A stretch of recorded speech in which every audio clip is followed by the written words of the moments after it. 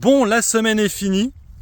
Et il faut dire que cette dernière journée était pas piquée des hannetons. C'est-à-dire on était un peu au parc Walibi. Hein, vous savez, l'espèce de tronc, là, tu sais, le tronc d'arbre qui monte, et puis d'un coup, ça descend et tu tombes dans l'eau. Bah, le CAC 40, c'était ça. Toute la journée, c'est monté. On était dans un beau petit verre. Hein, on était à plus 0,20 ou 0,30. Et puis les US sont arrivés et badaboum, ça a rechuté. Et on est redescendu. On a fini à moins 1,07. Ça n'a pas tenu, la hausse n'a pas tenu. Les chiffres du chômage n'étaient pas trop décevants, américains, mais il y a eu d'autres chiffres qui ont fait que ça s'est reparti en baisse. Alors, moi pour ma part, du coup, aujourd'hui, j'ai allégé ou vendu des dossiers, j'en ai vendu que 2. De toute façon, pull-up, un trade que j'avais mis en place, j'avais une belle plus-value. En fait, on a comblé un gap baissier, on était hors des Bollinger supérieurs.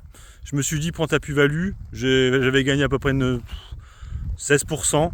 Je prends. L'autre dossier que j'ai allégé, c'est Interparfums. Alors je l'avais déjà allégé il y a peu de temps, Interparfums.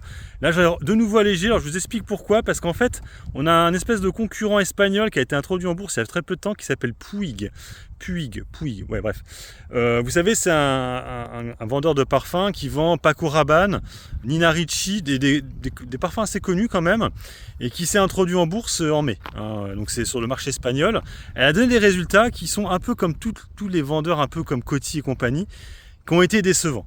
C'est-à-dire qu'en fait, elles ont des chiffres d'affaires qui montent, mais des marges qui sont beaucoup moins bonnes. Pourtant, c'est vrai que Puig, il me semble pas qu'il y a eu des nouvelles pubs pour les parfums, il me semble pas. Moi, ce qui me fait peur sur Interparfums, c'est qu'ils ont lancé dernièrement le Lacoste, et ça a un coût, ça. Ça a un coût et ça va se sentir sur les marges, automatiquement. Le fait de payer Pierre Ninet, tout ça, c'est pas gratuit. Pierre Ninet, il n'est pas venu faire la pub gratuitement. Donc il y a eu un coût là-dedans, et ça va se ressentir automatiquement sur les marges de la société. Donc je pense que les marges vont être moins bonnes, et là, de nouveau, le marché va peut-être prendre peur. Là, aujourd'hui, j'ai pas compris pourquoi ça montait, vu que Puig avait des mauvais résultats.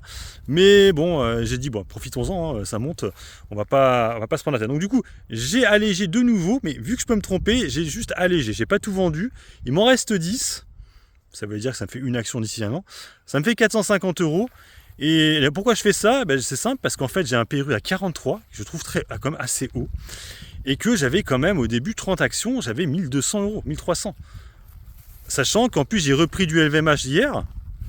Et sachant aussi que j'ai repris aussi un peu de Kering. Donc, là, on a des résultats qui arrivent. Je pense qu'ils ne vont pas être extraordinaires. Donc, je préfère, si ça chute fortement, d'alléger. Pas d'alléger, n'importe quoi, d'en reprendre, mais à la baisse. Et du coup, je fais baisser mon PRU. Voilà.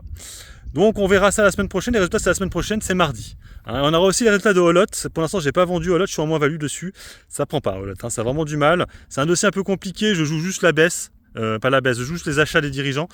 Ça se trouve, c'est un leurre et que finalement, ça sera pas bon. C'est peut-être une erreur ce que je fais. On verra bien.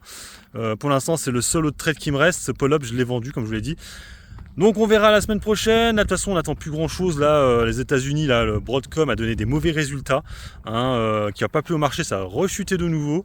Puis c'est tout. Nvidia est encore rouge aujourd'hui. Les techs américaines, en ce moment, c'est pas trop ça, malheureusement. Voilà, bon, sur ce, moi je vous laisse profiter du beau temps. Pour l'instant, il fait beau. Donc on verra ce week-end. Et puis la semaine prochaine, je vous ferai d'autres vidéos, bien sûr, mais par rapport au marché, il n'y aura rien d'autre. Peut-être les cryptos. Tiens, en profitant des cryptos, on a vu que Coinbase a eu encore des soucis. Ça a beaucoup chuté. Coinbase, on est à 153 $, je crois. On était à plus de 200 $ il y a peu de temps. Allez, sur ce, moi je vous laisse. Bon investissement, bon trade. Ciao, ciao.